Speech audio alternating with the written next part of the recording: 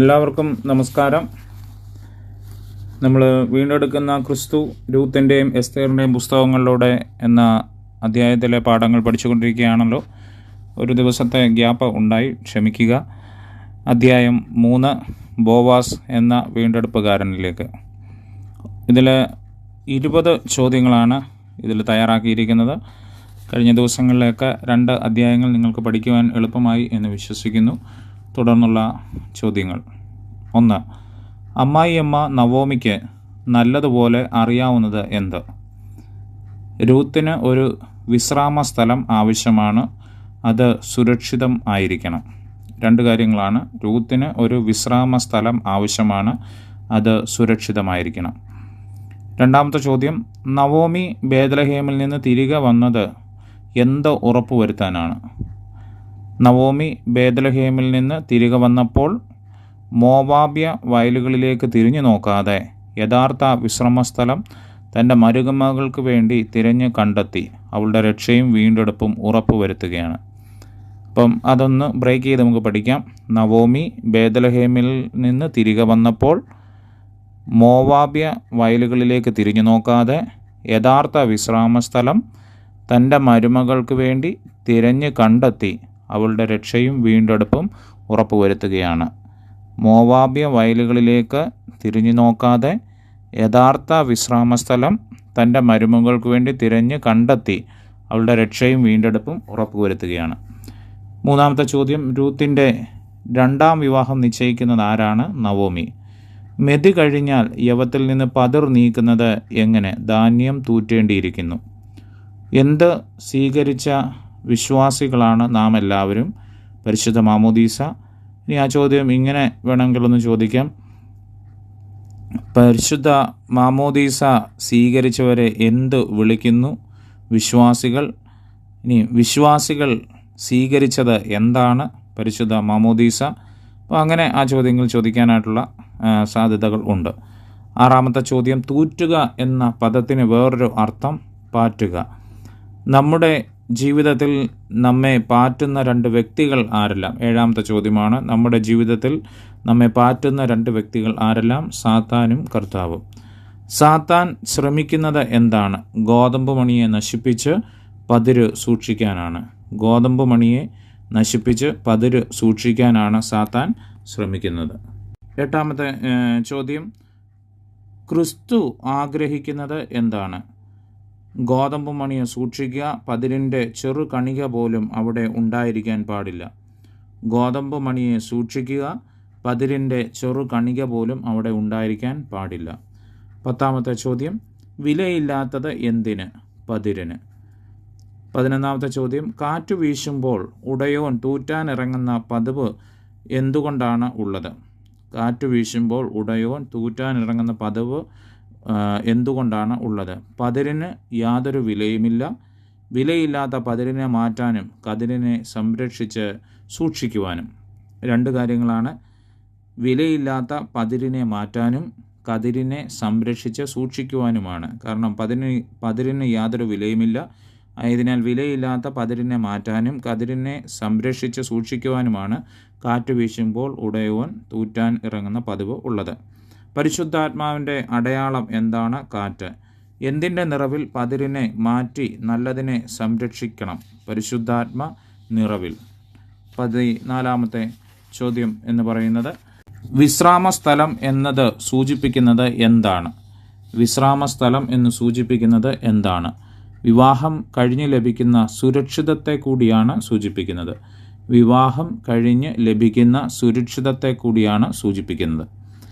15ാമത്തെ ചോദ്യം: നവോമിയുടെ നിർദ്ദേശപ്രകാരം രൂത്ത് ചെയ്തത് എന്ത്?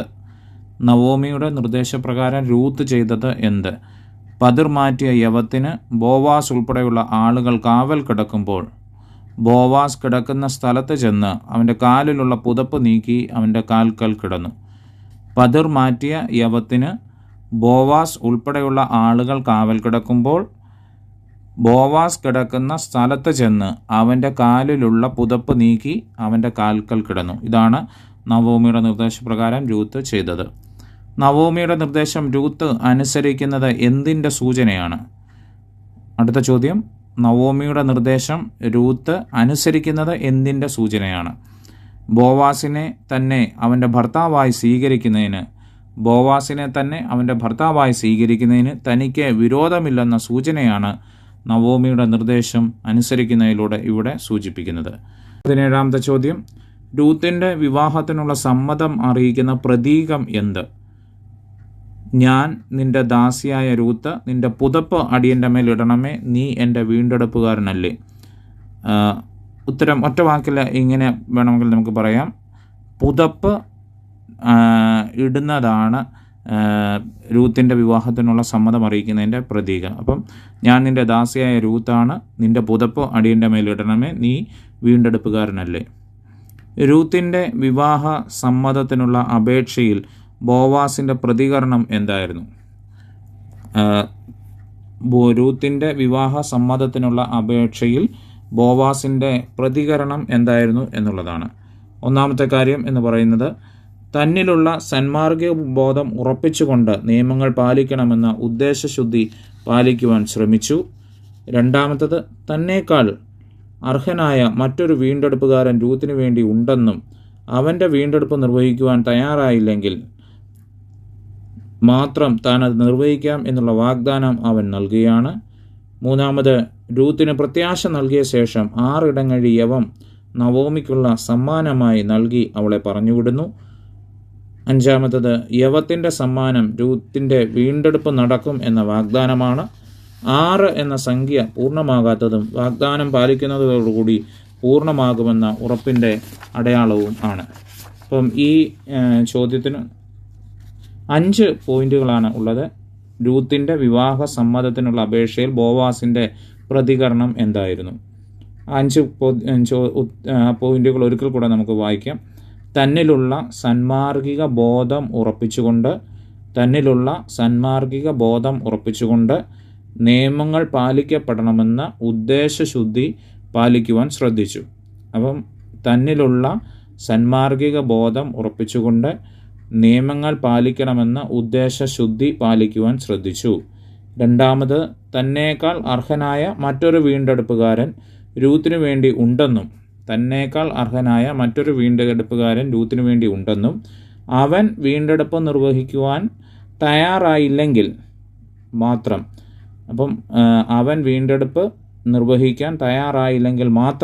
താൻ അത് നിർവഹിക്കാം എന്നുള്ള വാഗ്ദാനം അവൻ നൽകുകയാണ്. മൂന്നാമത്, രൂത്തിന് പ്രത്യാശ നൽകിയ ശേഷം 6 ഇടങ്ങഴി യവം നവോമിക്കുള്ള സമ്മാനമായിട്ട് നൽകി അവളെ പറഞ്ഞുവിടുന്നു. യവത്തിൻ്റെ സമ്മാനം രൂത്തിൻ്റെ വീണ്ടെടുപ്പ് നടക്കും എന്ന വാഗ്ദാനം. അവസാനം 6 എന്ന സംഖ്യ പൂർണ്ണമാകാത്തതും വാഗ്ദാനം പാലിക്കുന്നതോടുകൂടി പൂർണ്ണമാകുമെന്ന ഉറപ്പിൻ്റെ അടയാളവും ആണ്. 19ാമത്തെ ചോദ്യം, വിധവമാരെ വിവാഹം കഴിക്കുന്നതിന് അന്ന് നിലവിലിരുന്ന നിയമം എന്ത്? ഭർത്താവ് മരിച്ച ശേഷം വിധവയായ ഭാര്യയെ ഏറ്റെടുക്കുവാൻ അയാളുടെ സഹോദരനോ ഏറ്റവും അടുത്ത ചാർച്ചക്കാരനോ ഉത്തരവാദിത്തമുണ്ട്. ഒന്നാമത്തെ പോയിന്റ്, ഭർത്താവ് മരിച്ച ശേഷം വിധവയായ ഭാര്യയെ ഏറ്റെടുക്കുവാൻ അയാളുടെ സഹോദരനോ ഏറ്റവും അടുത്ത ചാർച്ചക്കാരനോ ഉത്തരവാദിത്തമുണ്ട്. രണ്ടാമത്തത്, അവർ ഇല്ലാത്ത പക്ഷമോ അഥവാ അവർക്ക് സാധ്യമാകാതെ വരികയോ ചെയ്താൽ പിന്നെ വരുന്ന ഏറ്റവും അടുത്ത ചാർച്ചക്കാരന് അവളെ ഏറ്റെടുക്കുവാൻ സാധിക്കേണ്ടത് ഉചിതമാണ്. ആവർത്തന പുസ്തകം 25-ാം അധ്യായമാണ് അതിൻ്റെ അടിസ്ഥാനം എന്ന് പറയുന്നത്. ഇനിയും ഏറ്റവും അവസാനത്തെ ചോദ്യം, ബോവാസ് രൂത്തിൻ്റെ കൈവശം നവോമിക്ക് സമ്മാനമായി കൊടുത്തുവിട്ട 6 ഇടങ്ങഴി യവം എന്തിൻ്റെ അടയാളമാണ്? യവത്തിൻ്റെ സമ്മാനം രൂത്തിൻ്റെ വീണ്ടെടുപ്പ് നടക്കും എന്ന വാഗ്ദാനം. രണ്ടാമത്, 6 എന്ന സംഖ്യ പൂർണ്ണമാകാത്തതും വാഗ്ദാനം പാലിക്കുന്നതോടുകൂടി പൂർണ്ണമാകുമെന്ന ഉറപ്പിൻ്റെ അടയാളവുമാണ്. അതായത് യവത്തിൻ്റെ സമ്മാനം രൂത്തിൻ്റെ വീണ്ടെടുപ്പ് നടക്കും എന്ന വാഗ്ദാനം. രണ്ടാമത്തത്, 6 എന്ന സംഖ്യ പൂർണ്ണമാകാത്തതും വാഗ്ദാനം പാലിക്കുന്നതോടുകൂടി ആ ഉറപ്പിൻ്റെ അടയാളവും പൂർണ്ണമാകുമെന്ന ഉറപ്പിൻ്റെ അടയാളവുമാണ്. 6 എന്ന സംഖ്യ പൂർണ്ണമാകാത്തതും വാഗ്ദാനം പാലിക്കുന്നതോടുകൂടി പൂർണ്ണമാകുന്ന ഉറപ്പിൻ്റെ അടയാളവുമാണ്. വാഗ്ദാനം പാലിക്കുന്നതോടുകൂടി പൂർണ്ണമാകുന്ന ഉറപ്പിൻ്റെ അടയാളത്തിന് കൂടിയാണ് 6 എന്ന സംഖ്യ 6 ഇടങ്ങഴി യവം കൊടുത്തുവിട്ടത്. Okay, thank you. അപ്പം ഈ 20 ചോദ്യങ്ങൾ മാത്രമുള്ള ഒരു സെറ്റാണ് നമ്മൾ പ്രസിദ്ധീകരിക്കുന്നത്. എല്ലാവർക്കും ഇത് ഭംഗിയായിട്ട് പഠിപ്പാൻ സാധ്യമാകട്ടെ എന്ന് ആശംസിക്കുന്നു, പ്രാർത്ഥിക്കുന്നു. ദൈവം അനുഗ്രഹിക്കട്ടെ. Thank you.